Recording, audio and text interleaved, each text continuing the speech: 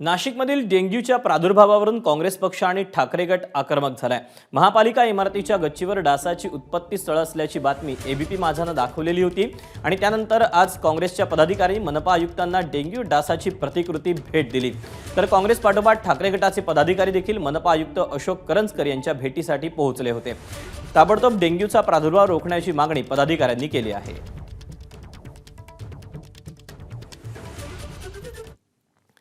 मादाच्या बातमीनंतर अखेर नाशिक महापालिका प्रशासन खडबडून जागं झालं। आज मनपा इमारतीच्या छतावरील उत्पत्ती स्थळाची स्वच्छता मोहीम करण्यात आली। याचा आढावा घेतलेला आमच्या प्रतिनिधींना आपण पाहूया। नाशिक महानगरपालिकेच्या कार्यालयाच्या छतावर काल जे पाणी साचलं होतं त्याची बातमी एबीपी माझाने केली होती। आपण या ठिकाणी जर आता बघू शकतो, हे पाणी आहे ते हटवण्याचं काम या ठिकाणी आता पालिकेचे जे आहे ते कर्मचारी करत आहे।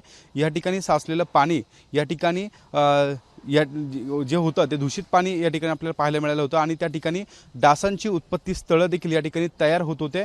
मात्र नाशिक महानगरपालिकेने एबीपी माझाच्या बातमीनंतर आता या ठिकाणी ही स्वच्छता मोहीम हाती घेतल्याचं आपल्याला पाहायला मिळत आहे आणि नाशिक महानगरपालिकेच्या माध्यमातून नाशिक शहरभर जी तपासणी केली जाते त्याच अनुषंगाने ही देखील मोहीम या ठिकाणी केली जाते। आपण या ठिकाणी दृश्यांमध्ये जर बघतोय तर महानगरपालिकेचे जे कर्मचारी आहेत ते या ठिकाणी स्वच्छता करताना आपल्याला पाहायला मिळत आहे आणि काल नाशिक महानगरपालिकेच्या छतावर जे पाणी साचलं होतं त्याची बातमी जी आहे ती एबीपी माझाने केली होती आणि त्यानंतर या बातमीनंतर नाशिक महानगरपालिकेच्या आरोग्य विभागानं हे जे उत्पत्ती स्थळ आहे ते नष्ट करण्यासाठी या ठिकाणी जे आहे ते उपाययोजना सुरू केल्याचं आपल्याला पाहायला मिळत आहे। एकंदरीतच आता नाशिक महानगरपालिकेच्या माध्यमातून हे उत्पत्ती स्थळ नष्ट केली असली तरी देखील इतरांवर ज्याप्रमाणे कारवाई केली जाते, दंडात्मक कारवाई केली जाते, ही कारवाई आता होणार का असा देखील प्रश्न आता जो आता आहे तो अनुत्तरित आहे। त्यामुळे येणाऱ्या काळामध्ये आता नाशिक महानगरपालिकेच्या माध्यमातून पालिकेलाच दंड जो आहे तो ठोठावला जाणार का हे देखील आता बघणं महत्त्वाचं असणार आहे।